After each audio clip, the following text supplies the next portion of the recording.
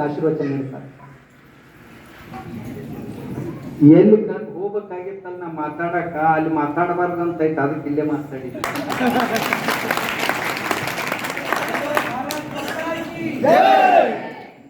ನಾ ಎಲ್ಲಿ ಮಾತಾಡಕ್ ಹೋಗ್ಬೇಕಾಗಿತ್ತಲ್ಲ ಅಲ್ಲಿ ಕಂಡು ಬಂದೈತಿ, ಅದಕ್ಕೆ ಇಲ್ಲೇ ಮಾತಾಡಿದ್ದೆ.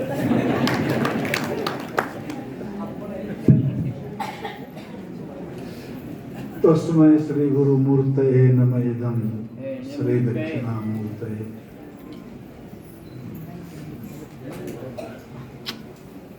ಪುಣ್ಯಾತ್ಮರೇ,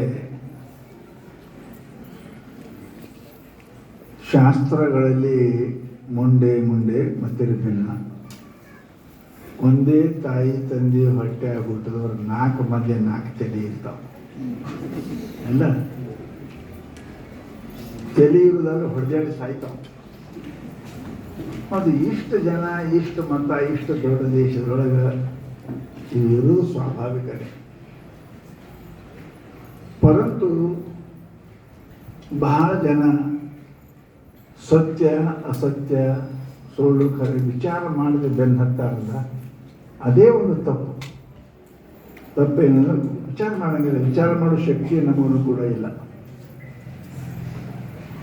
ವಾಸ್ತವಿಕವಾಗಿ ಧರ್ಮದ ಅರ್ಥವನ್ನೇ ಗೊತ್ತಿಲ್ಲದವರೇ ಇದನ್ನು ಗದ್ದಲ ಮಾಡ್ತಾರೆ. ಧರ್ಮದೇ ಗೊತ್ತಿಲ್ಲ ಅವ್ರಿಗೆ. ಒಳಲಿ ಕಟ್ಕೊಂಡ್ರು, ಜನೆ ಹಾಕೊಂಡ್ರು, ಜುಟ್ಟ ಬಿಟ್ಟರು, ಗಡ್ಡ ಬಿಟ್ಟರು, ಅದೇ ಒಂದು ಧರ್ಮ.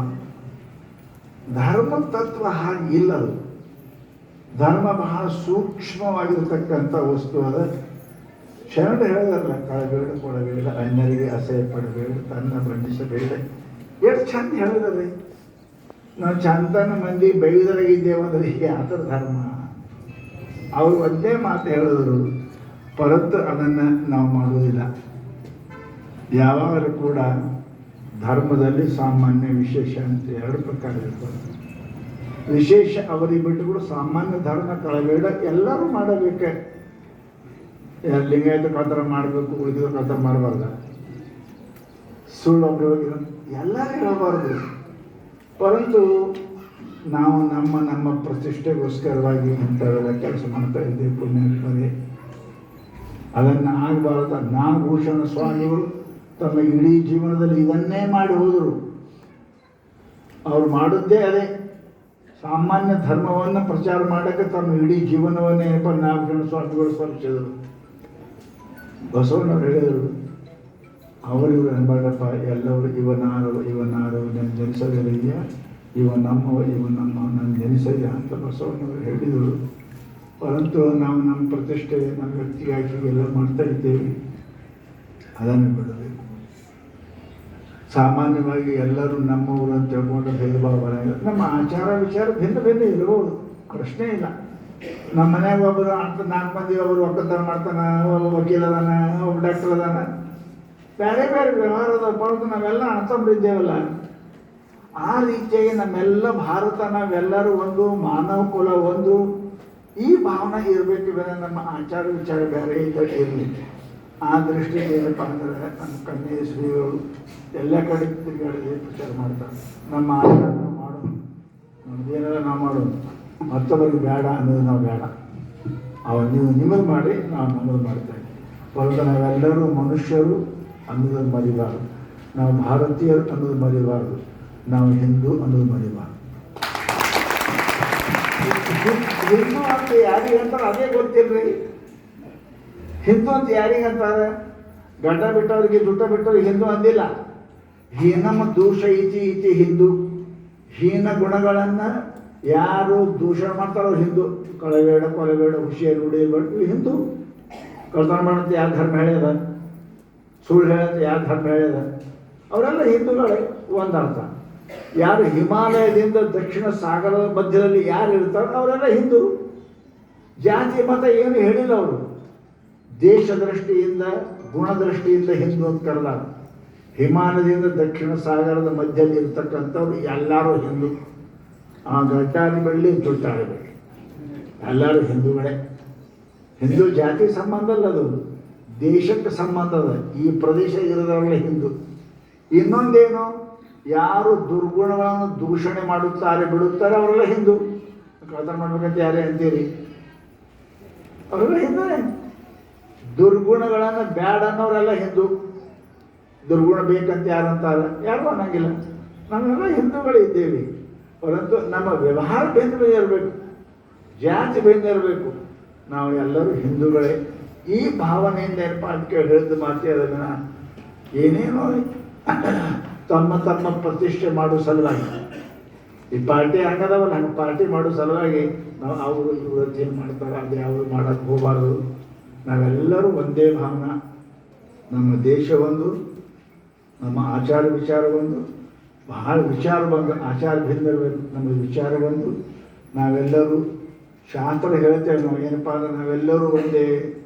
ಸಹನಾಭೂತು ಸಹನೋಭೂತು ಸಹಬೀರಂಕರ ವಾವ ಬಾಯಿಗೆ ಹೇಳ್ತೇವೆ ಖರೆ, ಪರಂತು ಆಚರಣೆಯಲ್ಲಿ ಬರಲಿಲ್ಲ ಅಂದ್ರೆ ಇವೆಲ್ಲ ಭೇದ ಉಂಟಾಗ್ತವೆ, ಜಗಳ ಉತ್ಪನ್ನ ಆಗ್ತವ. ನಾವೇ ಊರು ಬಂದಿದ್ರೆ ಊರು ಚಲೋ ಇರ್ತಾ ಇಲ್ಲ. ನಮ್ಮ ಬಳಿ ಬೆಳೆದ ಊರು ಸುಧಾರಿಸಂಗಿಲ್ಲ. ಹಂಗೆ ತಾಲೂಕು ಒಂದಿದ್ರೆ ಸುಧಾರಿಸ್ತಾರೆ. ನೀವು ಹೇಳ್ತಿಲ್ಲ ಒಂದೇ ಪಾರ್ಟಿ ಇದ್ರೆ ಚಲೋ ಇರ್ತದಂತ.